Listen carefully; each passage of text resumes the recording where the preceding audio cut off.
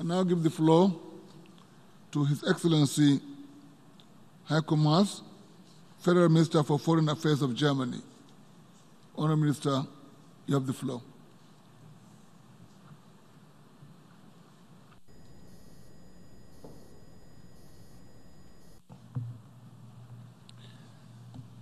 Sehr geehrter Herr Präsident.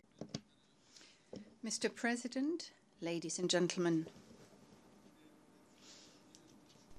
Here in New York over the past few days, you have all heard a great many speeches at the Climate Action Summit, at the SDG Summit, at countless side events, and of course here at the speech-making marathon known as the General Debate. If you were to analyze all these speeches, you would probably find that one word crops up more often than any other: sustainability. Some people think that this word is nothing but hype, a marketing trend, a bit of greenwashing for the post-material elite. And while we do nothing more than talk about sustainability, none of that will change. Because while we are talking about sustainability here in New York, we risk losing the race against climate change. The Earth is ablaze. While talking about sustainability, women, men and children are suffering starvation and epidemics. While we are talking about sustainability here, people are dying as a result of wars and conflicts that we have been trying to resolve for years with little success. Syria, Mali, Ukraine, the Middle East, Afghanistan, Yemen, Iran, Myanmar, North Korea. The list is far too long. It is time to do more than just talk about sustainability. It is time to act sustainably, including in foreign and security policy. A sustainable foreign policy is one that seeks lasting solutions to conflicts, one that involves all stakeholders in order to ensure both acceptance and stability, one that focuses on prevention instead of just reacting to events. One that relies on viable agreements, not speedy deals at the expense of others. Anyone who loves their country, ladies and gentlemen, will be committed to cooperation, because only if we work together will we all have a future. Sustainable foreign policy is multilateral foreign policy. Ladies and gentlemen, it is this very concept that underpins the United Nations. It is also the guiding principle for German and European foreign policy, and I would like to give you 4 examples that make this clear. Firstly, the situation in the Middle East. The attacks on 2 oil facilities in Saudi Arabia have shown us how fast things can escalate. Iran bears the responsibility, as we Europeans have made clear publicly and also at our meetings with the Iranian foreign minister. The only way towards an easing of tensions is talks between the United States and Iran, but that will only happen if no unrealistic preconditions are placed on such a dialogue. And there is something else we emphasized today at our meeting with Iran, Russia and China. We want to continue to adhere to the JCPOA and the goal of an Iran with no nuclear weapons, simply because it creates security and a basis for further reaching talks with Iran. Other topics that are important in this context, even if it is difficult, when it comes down to it, diplomacy means not getting bogged down in black and white logic, but it also means sticking to mutual agreements. And that is why we expect Iran to meet the obligations it entered into vis-à-vis us and the entire international community as regards the JCPOA, and also to respond positively to our European efforts to get going on a positive, a diplomatic solution. Secondly, Afghanistan. We very much regret that the terrible attacks by the Taliban sabotaged the talks with the United States in Doha. Germany closely followed and supported these talks from the outset, because we are convinced that a sustainable solution to the conflict can only come about through political compromise.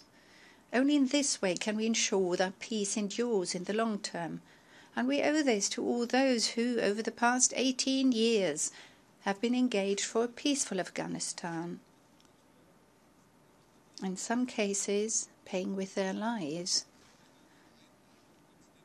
For this reason, an agreement with the Taliban can also only be a first step. What we would then need would be intra-Afghan peace talks, and Germany is ready to support these, not least in order to ensure that all that the United Nations and the entire international community have worked for over almost 2 decades is not lost. A constitutional order that is a minimum of stability, human rights, and in particular the rights of women and girls. Thirdly, Ukraine. In the past 2 years, the Minsk process has more or less come to a standstill. In the middle of Europe, we are seeing aggression that has cost over 13,000 lives, and we will not simply sit back and accept this. The people in Ukraine want peace. President Zelensky has said this very clearly and has described this as one of his priorities. That has provided a new impetus. Let's look, for example, at the bridge in Stanitsia Luhanska. For 4 years it was destroyed. Now it is being rebuilt. Military equipment and soldiers are being withdrawn. A small step, at first sight, an example of the disengagement called for by the Minsk process. But a huge step for the people who use the bridge each and every day. We want to seize this momentum. Together with France, we are working hard in the Normandy format to find solutions at last to the issues that have been on the table for almost 4 years. After all, pursuing a sustainable foreign policy also means doggedly pursuing a goal, step by step. Standing still is not an option. And finally, Syria. In what is now the 9th year of war, the idea of sustainable peace might almost seem naive. And yet there are grounds these days for cautious hope. The creation of a constitutional committee is a first important step towards a political process.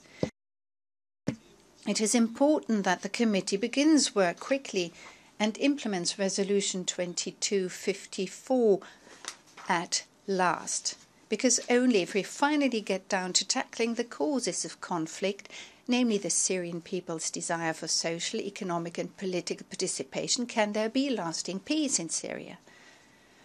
And only when political progress is visible is reconstruction sustainable. Until then, we, Germany that is, will not take part. However, something else that is at least as important is justice, ladies and gentlemen. How can thousands of traumatized, tortured, displaced Syrians, how can the victims of poison gas attacks believe in peace if their tormentors go unpunished? The predominant impression now, not only in Syria, is that even the severest crimes are not being punished. International criminal law is under massive pressure. That is why, before the week is out, we will establish an alliance against impunity, designed to strengthen international criminal jurisdiction. Because without justice, there can be no reconciliation and no peace. Ladies and gentlemen, these 4 examples go to show that sustainable foreign policy demands stamina, resilience, resolve. Above all, though, it means working together reliably. And where we do cooperate, things are progressing. By the way, often beyond the glare of the spotlight. In the Sudan, after 30 years, there is at long last hope of a truly new beginning.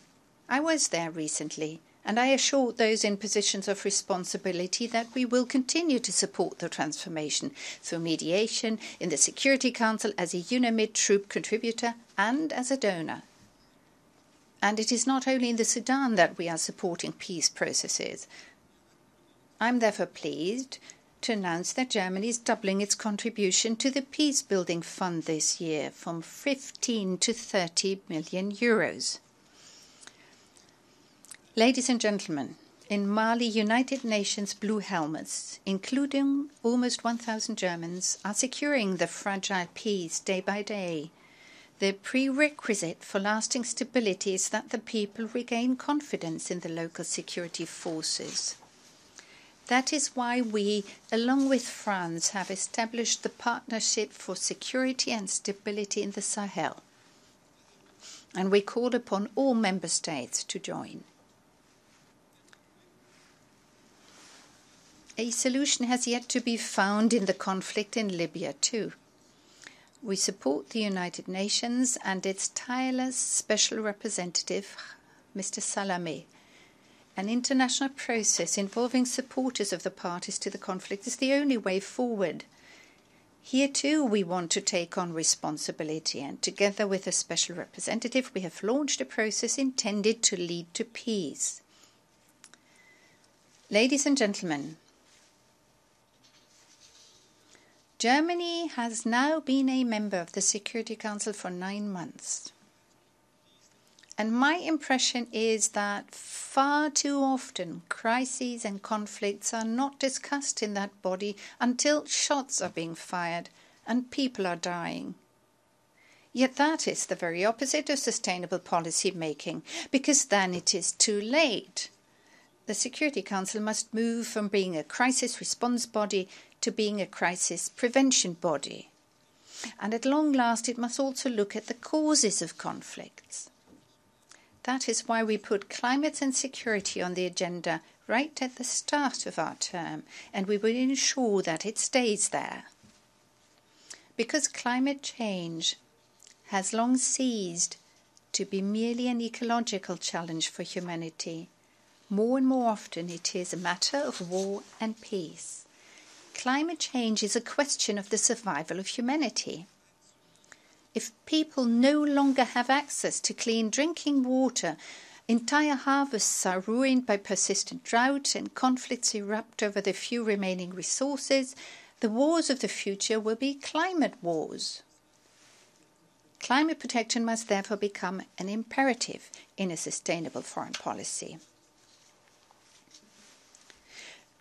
During our Security Council membership, we are also focusing on the role of women. Sexual violence is still being used as a tactic of war. This is abhorrent and perverse. With the adoption of Resolution 2467 in April, we were able to help ensure better support for survivors of sexual violence. But more is at stake here.